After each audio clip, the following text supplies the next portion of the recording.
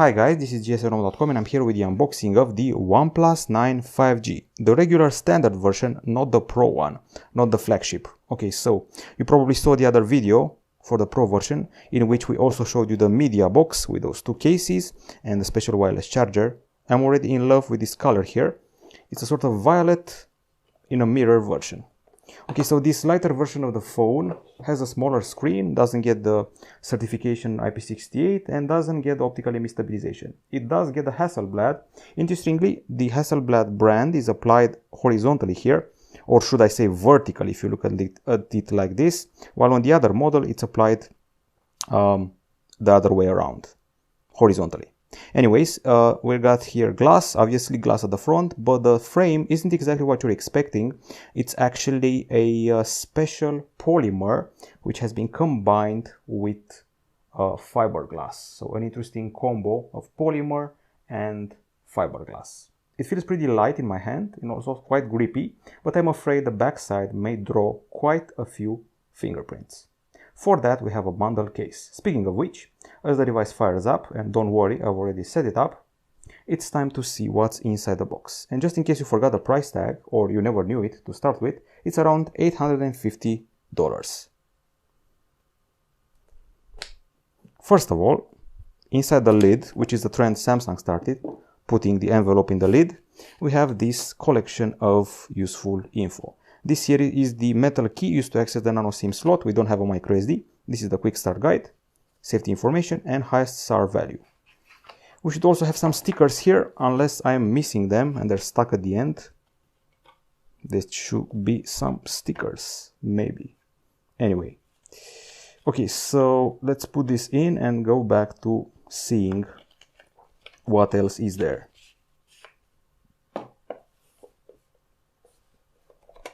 The motto is here, never settle. This is the OnePlus motto and it's been here for a few years.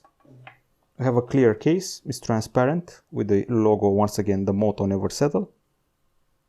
And a cable which goes from USB-C to USB-C. It's red, keeping the identity of the brand. And we also have a hefty charger, which is quite big and generous with a USB-C connector and the promise of 65 watt charging. On paper, it should be done with juicing up your battery in about, 29 minutes. And the battery setup is actually a dual cell one, so there are two cells which are able to charge at the same time. Pretty nifty idea. Okay, as usual, being all OCD and that, I'm going to put everything back the way it was, or try to. And we're back for the phone. So once again, glass with the bezels being a bit bigger than the ones of the OnePlus 9 Pro. Glass again here, looking pretty beautiful, and a polymer fiberglass combo. The thickness that we're getting here is 8.7 millimeters, and there's an odd thing here. Europe is getting an 8.7 millimeter waistline, while China is getting an 8.1 millimeter version. This one I have here is also thicker, also heavier at 192 grams. China is getting one at 183 grams, oddly enough. There is a screen protection already applied, which should keep the screen safe, and I just tested the fingerprint scanner in front of you, which works pretty fine. Okay, so this is our website, just in case you're wondering, gsrome.com. And I feel the need to talk about some things. First of all, this is not a waterproof phone. Waterproofing has been kept on the Pro model. And if you want to know about other colors, there's Winter Mist, there's Arctic Sky, and Astral Black. From what I know, this should be the Winter Mist or Arctic Sky. Let's actually figure this out from here. Winter Mist. That's the name. We have the version with 12 gigs of RAM and 256 gigabytes of storage. We're lucky like that. Of course, it's pricier than the $850 I just mentioned.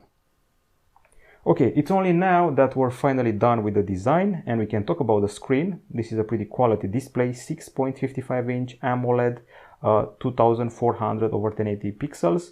It doesn't go all the way to Quad HD Plus like the Pro version, but it does have 120 Hz refresh rate, even though it's not adaptive like the Pro model has.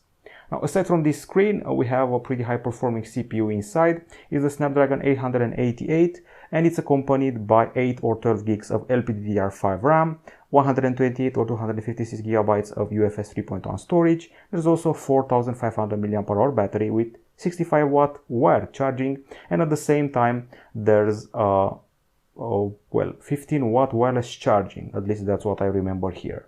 We also have stereo speakers, so you can see one of them here at the bottom next to the USB-C port and SIM tray, and the other one is here, the top one for the calls. We also have a microphone here. Here we have the volume buttons on the left, and on the right the power button, and of course the mute button.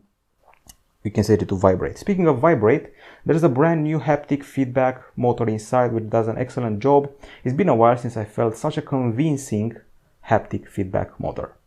Now I think it's time to discuss the camera, so I'm going to switch to a whiter background. This is a 16 megapixel shooter with a Sony IMX471 sensor. It has fixed focus and electronic image stabilization. And this is where the magic happens. Powered by Hasselblad, co-developed by OnePlus and Hasselblad. This is a triple camera with a pretty simple setup. This is the dual LED flash, and here we have the following. So we start off with a 48 megapixel main camera. Keep that in mind, 48 megapixel main camera. Then there's the 50 megapixel freeform lens ultra-wide camera, the innovation, which keeps distortion at 1%, while other ultra-wide cameras have it at 10 or 20%. So less distortion thanks to the freeform lens. And this third camera is a 2 megapixel monochrome shooter, which should aid you with your, well, black and white artistic shots. Now the ultra-wide camera, the one with the freeform lens, lets you take macro shots at 4 centimeters, so it replaces replaces your need for a macro camera. There's 8K video capture here, and Hasselblad provided the natural color calibration, and they also provided your special Pro mode.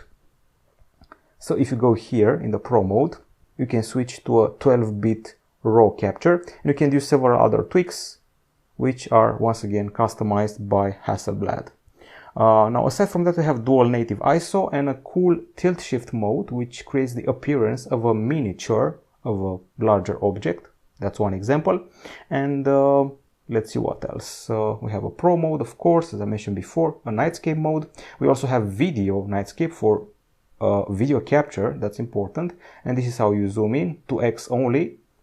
Then there's the video section. Let's check out the resolutions we're working with. So we got 60 or 30 frames per second, 4K and 8K. 8K of course just in 30. Keep in mind that the Pro version also went to 4K 120 Hz. Panorama is also here. There's a time lapse, and we also have a special option which lets you film video with the ultra-wide camera with minimal distortion even in harsh conditions. The screen you're seeing here is supposed to go up to 1100 nits. It has HDR10 Plus support, and also the phone itself brings you a, well, gaming mode, a pro gaming mode with do not disturb features, resource allocation, vapor chamber, and so forth. This is Oxygen OS 11 applied on top of Android 11. It's just as you left it on the OnePlus 8T last year. Of course, there's 5G and Wi-Fi 6 and USB-C 3.1 if I remember correctly. GPS dual band is also here, and I think we've covered everything about this phone. So basically the differences between this one and the OnePlus 9 Pro are mostly regarding the camera, I would say, and some about the design, the lack of certification IP68, and the lower resolution for the screen, also the lack of LTPO technology, the one with the adaptive refresh rate. And if you go here, you can actually do some tweaks for the screen if you want it set differently. So there's the comfort tone, there's the adaptive brightness. Let's turn it up a bit. There's the advanced section with the screen calibration, and refresh rate can be set to ultra smooth or 60 Hz to save battery life.